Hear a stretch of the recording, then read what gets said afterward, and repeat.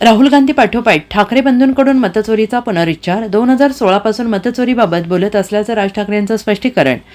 तर मतचोरीवर लक्ष ठेवण्याचं उद्धव ठाकरे यांचं कार्यकर्त्यांना आवाहन.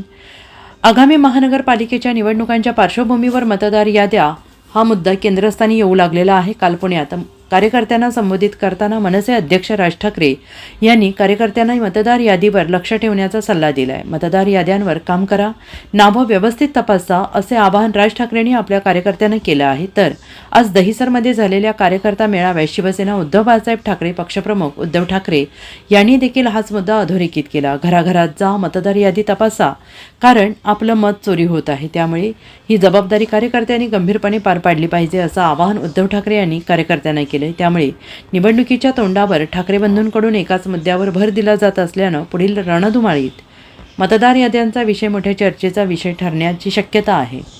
Bureau report, SBN Marathi, Mumbai.